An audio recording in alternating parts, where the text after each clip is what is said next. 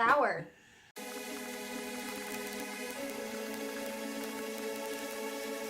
Hey guys! Welcome back to our channel. It's good to see you again. We're finally taking the time to film our wrap-up, and it's been a busy bit. A busy bit? A busy bit. It's been a lot of work and tired and sleep deprivation. So we only read 4 books total. One of the 4 books we've both read. Yes. And we'll get into that because there's some feelings about it. And it was the only book I read for the entire month of November. I'm sad. It's okay. You read 1. Better than reading none. So before we get into the books, I just wanted to announce the winner of our 400 sub giveaway, and our winner is Dara. Congratulations! I really hope I pronounced your name right. I'm sorry if I didn't. So yes, congratulations Dara for winning our giveaway, and the book of your choice has been paid for and will get to you within the next few weeks. Thank you guys again for entering our giveaway. It means a lot. It was very exciting. I don't think we expected that many people to enter, no. So it was fun. It was a good time. And thank you to all the newcomers. I hope you guys actually stay and didn't just join for the free gift. And I really hope you guys do enjoy our content. Now, on to the books. The first book is going to be really lame. Okay, technically... Not the first book I thought she was going to pick.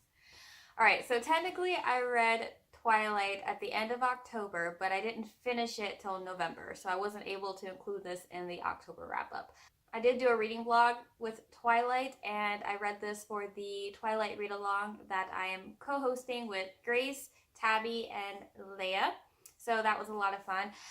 Now, I don't think I need to tell you much about this book. I mean, everyone knows what Twilight is, right? It's a cringy romance between a human and a sparkling vampire. He's not a vampire. I don't care what the book says. He's a vampire. Vampires don't sparkle.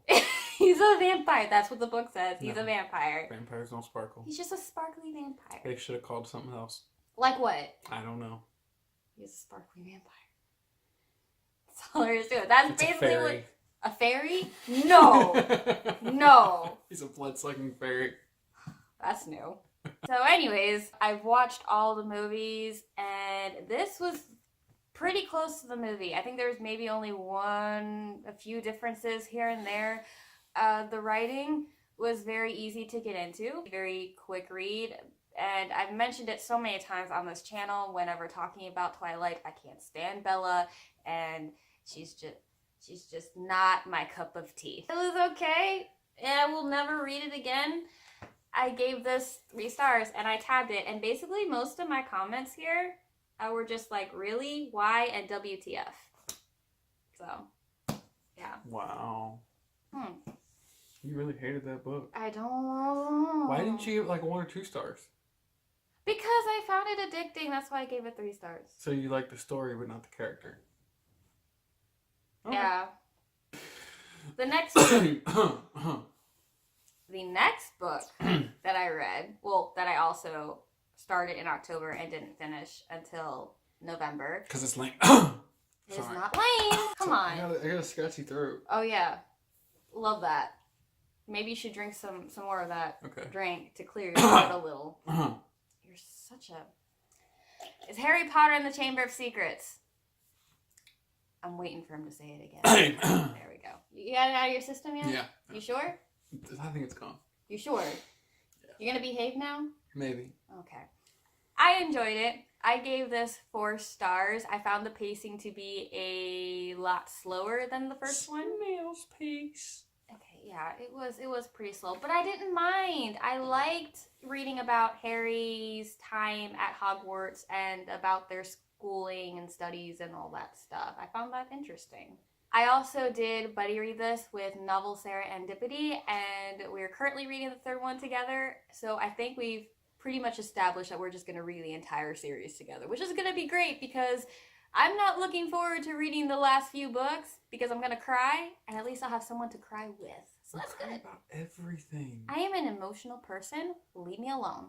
The 3rd book that I read is the manga, Fruits Basket, the collector's edition, the 4th volume. Very good. Loved it. Not much I can say about it, otherwise I'll be repeating myself. I gave this 5 stars. It took me just one day to get through it. If you do not know what Fruits Basket is about, basically we follow our main character, Toru. She ends up living in a tent on her own after her mother's death, and she eventually gets taken in by her classmate Yuki and his family member. And she later finds out that some members of his family, including him, turn into the animals of the zodiac whenever they're hugged by the opposite sex. And you just follow that storyline. It can get very deep and a little bit dark and sad, and I love this series. And also, if you are a fan of Fruits Basket and didn't know, they are rebooting the anime. And it comes out. It's supposed to follow the. Yes, it's supposed to follow the entire manga series this time. Yeah. Because the first anime version, it just ended. I think it was because this manga wasn't finished or it didn't catch up to the anime. I don't know. I've been hearing mixed things about that. I think everyone's really excited for this new reboot. I saw the trailer. Amazing. So excited. It's supposed to air next year. I don't know when. I have to look at it. But I'm hoping to finish the entire manga series before the anime comes out. So I'm super excited. Now, what you all been waiting for. The most anticipated. The final book that we read, and I read it first. Only book that I read last month. Is Kingdom of Ash, the final book in the Throne of Glass series, written by Sarah J. Maas. Okay, I'm gonna explain my thoughts, share my thoughts first, and then you can go into it. Do you see this? He has conflicting feelings about it. Okay, first off, I was sucked into this book. I thought the pacing was great.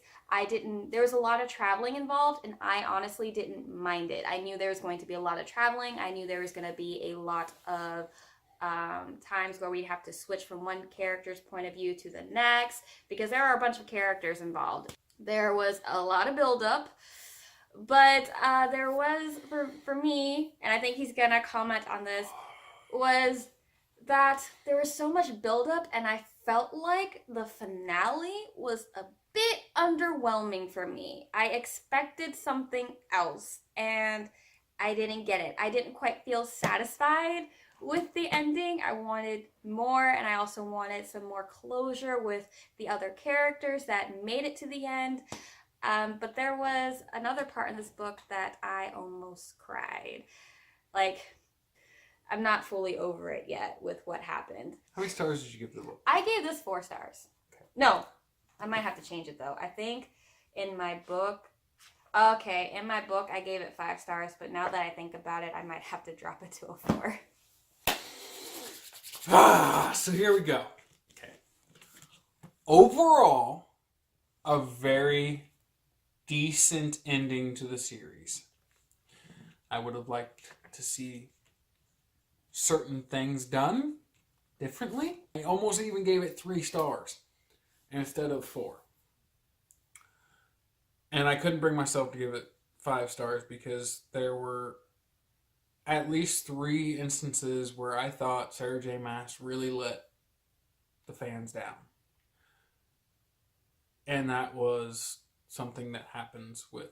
One word, and I don't think this is really a spoiler for anyone that's read the series, hasn't read the series. Firebringer. Yes. That one word. Just think about that word for a minute if you read Kingdom of Ash, and that's where he was disappointed. Disappointment was not even close to describing how I felt with that. I had to put the book down. How long did you put the book down for? A day. A full day. A full day? I didn't pick it up for a day. I thought it was longer. No. Well, maybe it was. It felt longer. I thought it was like 2 or 3 days. Yeah, but I think my plan was to only put it down for a day, and it just kind of drifted. The second thing that really let me down was a character's death that could have been either avoided or I think you thought it was better unnecessary. Written. I think maybe you thought it was unnecessary. Yeah, and that's where it was unneeded or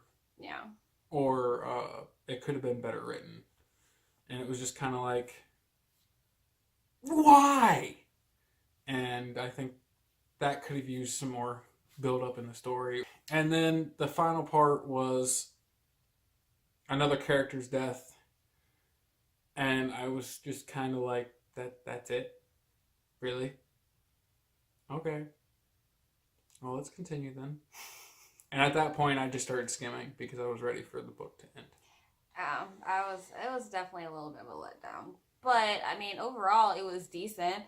The build-up all the way to the end was great. I thought it was a decent conclusion to the entire series. What I thought Sarah J. Maas did in one part of the book, I thought was really cool. How she referenced the ACOTAR series. I just thought that was really well done. I didn't pick up on it. He had to point it out to me. Yeah, I had to go. Did you catch where she referenced ACOTAR? threw that over there? And I was just like, no. And he showed it to me in the book, and mind blown. That was pretty good. I see what you did there, Sarah J. Maas. But all in all, it was a good conclusion, but it could have been better. I was upset with certain aspects. Very, very upset. I'm so sorry. It's okay. And you gave it 4 stars? I did, but I've thought about, and I'm on the fence between 3 and 4. I think you're gonna drop it down to a 3 after this. Those are all the books that we read. Thank you so much for watching. We hope you are doing well, and we hope you have a wonderful Christmas. And a Happy New Year. Alright guys, talk to you soon. Bye. Technically, I read this at the end of October. No, sorry. At the end of November. Yes? This is a wrap up for November. Okay. You're a butthead. Yeah. Stop thinking about first times. Don't start blushing. Don't blush.